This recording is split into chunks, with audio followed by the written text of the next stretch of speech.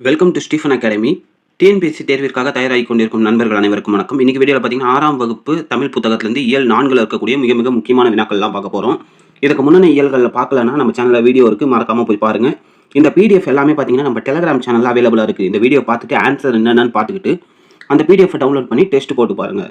So வாங்க வீடியோக்குள்ளே போகலாம். முதல் வினா, மூதுரையில் உள்ள பாடல்களின் எண்ணிக்கை எவ்வளவு? விடை ஆப்ஷன் பி 31. இரண்டாவது வினா, தேசம் என்பதன் பொருள் என்ன? விடை ஆப்ஷன் பி நாடு. மூன்றாவது வினா, கற்றோருக்கு சென்ற இடமெல்லாம் சிறப்பு என்று பாடியவர் யார்? விடை ஆப்ஷன் ஏ ஔவையார்.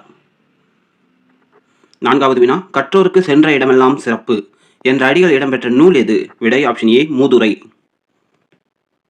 ஐந்தாவது வினா, மூத்தோர் கூறும் அறிவுரை எனப்படுவது? ஆப்ஷன் ஏ மூதுரை. ஆறாவது வினா, பெற்ற தாயின் புகழும் நீ பிறந்த மண்ணின் புகழும் வற்றாமல் உன்னோடு வாழ்ந்திட வேண்டும் என்று பாடியவர் யார்?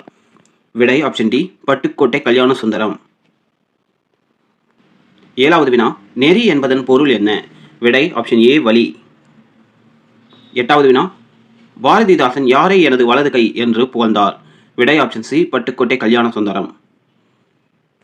ஒன்பதாவது வினா, ஏட்டில் படித்ததோடு இருந்து விடாதே, நீ ஏன் படித்தோம் என்பதை மறந்து விடாதே என்று பாடியவர் யார்? விடை ஆப்ஷன் பி பட்டுக்கோட்டை கல்யாண சுந்தரம். பத்தாவது வினா, மக்கள் கவிஞர் என்று அழைக்கப்படுபவர் யார்? விடை ஆப்ஷன் பி பட்டுக்கோட்டை கல்யாண சுந்தரம். 11வது வினா, காமராசருக்கு மணிமண்டபம் அமைக்கப்பட்டுள்ள இடம் எது?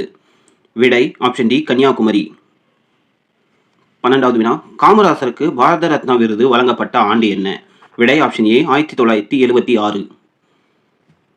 13வது வினா, காமராசர் மணிமண்டபம் அமைக்கப்பட்ட ஆண்டு?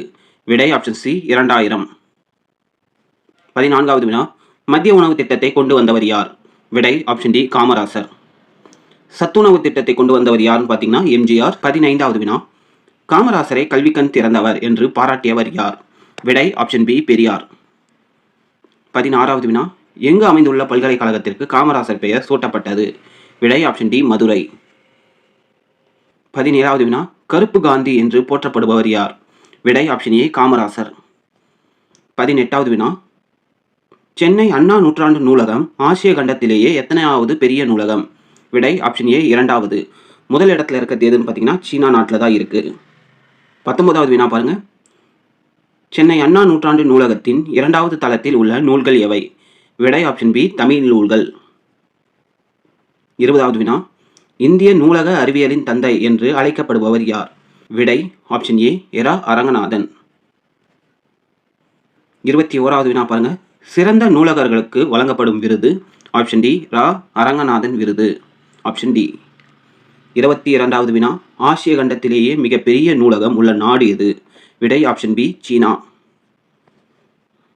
23வது வினா, ஆற்றவும் கற்றார் அறிவுடையார் அஃதுடையார் நாற்றிசையும் செல்லாத நாடு இல்லை என்ற அடிகள் இடம்பெற்ற நூல் எது?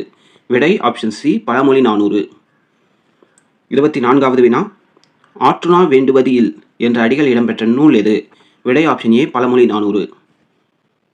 25வது வினா, தமிழ் எழுத்துக்களில் இவற்றுக்கு மட்டும் இணை எழுத்துக்கள் இல்லை. விடை ஆப்ஷன் டி ஆயுத எழுத்து.